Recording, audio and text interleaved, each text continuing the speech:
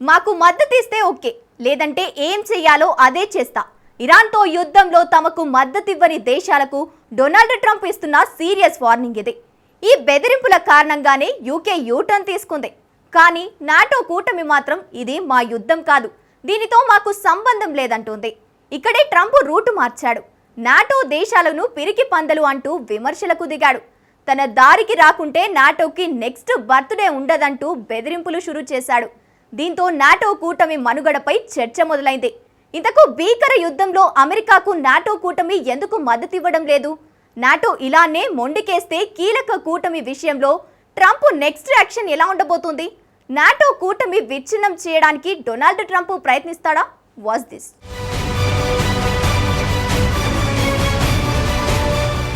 ఇరాన్తో America యుద్ధం NATO కూటమి చావుకొచ్చిందా?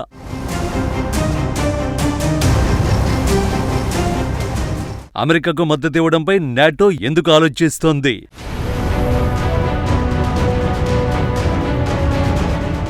నాటోను విచ్ఛిన్నం చేయడానికి ట్రంప్ ప్రయత్నిస్తున్నాడా?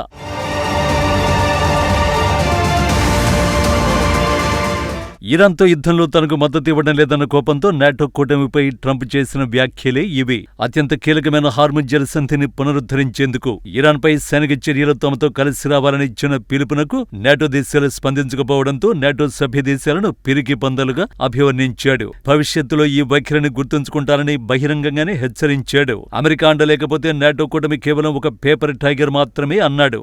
ఏటా కొన్ని $100 బిలియన్ నాటో దేశాల రక్షణ కోసం అమెరికా ఖర్చు చేస్తోందని, కానీ అవసరమైనప్పుడు ఆ దేశాలు సహకరించడం లేదని ఆరోపించాడు.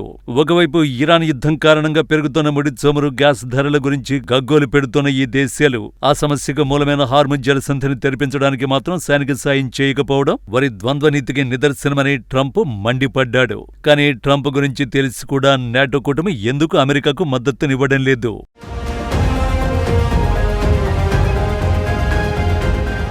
నిజానికి పశ్చిమాసియా యుద్ధం విషయంలో 32 దేశాల నాటో కూటమి చాలా జాగ్రత్తగా వ్యవహరిస్తోంది. అమెరికా లక్ష్యాలను రాజకీయంగా నాటో దేశాలు సమర్థిస్తున్నప్పటికీ నేరుగా సైనిక జోక్యానికి దూరంగా ఉంటున్నాయి. అమెరికా ఇజ్రాయెల్ చర్యలను అధికారికంగా నాటో సంస్థ చీఫ్ మార్క్ రుట్టే ప్రశంసించారు.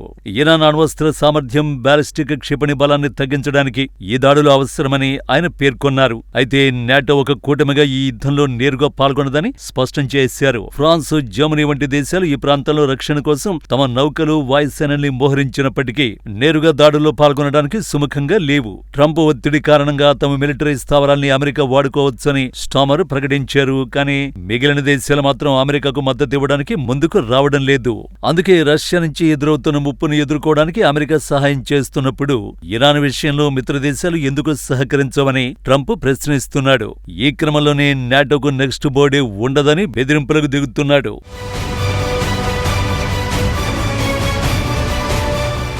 మిడిల్ ఈస్ట్ యుద్ధంలోకి నాటో కూటమి ఎంటర్ అవ్వకపోవడానికి చాలా బలమైన కారణాలు ఉన్నాయి. రష్యా విషయంలో ఉన్న ఉమ్మడి శత్రువు భయం ఇరాన్ వ్యవహారంలో మిత్రదేశాలకు లేదు.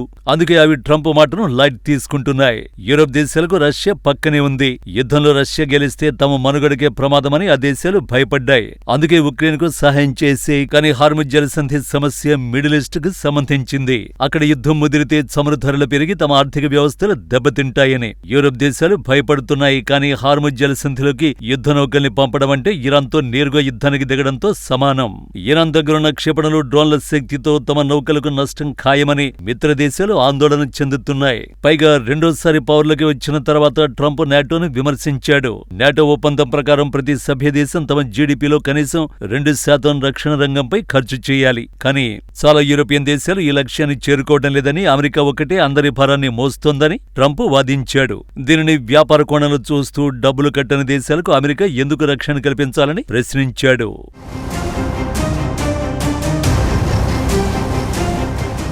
నాటోలో ఆర్టికల్ 5 అనేది అత్యంత కీలకమైంది. దీని ప్రకారం ఒక సభ్య దేశంపై దాడి జరిగితే అది మిగిలిన అన్ని దేశాలపై జరిగిన దాడిగానే పరిగణించి అందరూ కలిసి పోరాడాలి. తమ వాటా నిధులు చెల్లించని దేశాలపై రష్యా దాడి చేస్తే తాను ఆ దేశాలను కాపాడనని, పైగా రష్యాను తమకి ఇష్టం వచ్చినట్లు చేసుకోవాలని ప్రోత్సహిస్తానని ట్రంప్ చేసిన వ్యాఖ్యలు తీవ్ర సంచలనం సృష్టించాయి.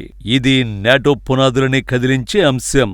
ఒకవైపు నాటో దేశాలు రష్యాను ప్రధాన శత్రువుగా చూస్తుంటే ట్రంప్ మాత్రం పుతిన్తో సత్సంబంధాలు కలిగి ఉండడాన్ని నాటో నేతలు జీర్ణించుకోలేకపోయారు. ముఖ్యంగా జర్మనీ వంటి దేశాలు రష్యా నుంచి గ్యాస్ కొనుగోలు చేస్తూ రక్షణ కోసం అమెరికాపై ఆధారపడ్డాన్ని ట్రంప్ తీవ్రంగా తప్పుబట్టారు. ట్రంప్ తన అధ్యక్ష కాలంలో పలుమార్లు అమెరికా నాటో నుంచి తప్పుకుంటుందని హెచ్చరించాడు. అమెరికా గనక తప్పుకుంటే నాటో ఉనికికే ప్రమాదం ఏర్పడుతుందని బెదిరింపులకు దిగాడు. ఇది యూరోపియన్ దేశాల్లో తీవ్ర ఆందోళనకు దారితీసింది. ఆ దేశాలు ఇవన్నీ గుర్తుపెట్టుకున్నాయి. అందుకే ప్రస్తుత ఇరాన్ వార్లో ట్రంప్కు తమ అవసరమేంటో చూపించాలనుకున్నాయి. చూపిస్తున్నారు కూడా. మరి నాటో కూటమి విషయంలో ట్రంప్ ప్లాన్ ఏంటి?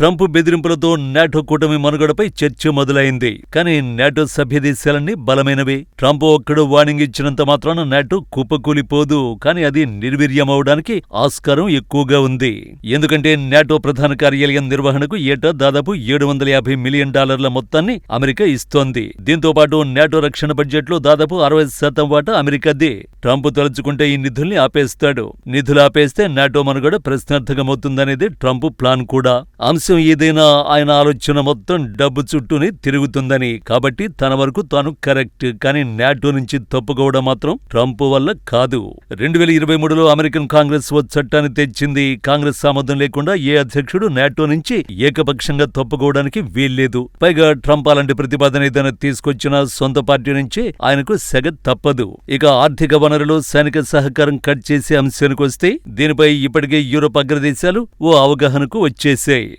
యూరోపియన్ డిఫెన్స్ ఆర్మీని బలోపేతం చేయాలని, నాటోకు నిధుల మొత్తాన్ని పెంచాలని జర్మనీ, ఫ్రాన్స్ లాంటి దేశాలు ఇప్పటికే ప్రయత్నిస్తున్నాయి. అదే జరిగితే నాటోలో అమెరికా ఆధిపత్యం తగ్గుతుంది. అది ట్రంప్కు మరింత అవమానం. అంతకుమించి జరిగేది ఒరిగేది ఏదీ ఉండదు.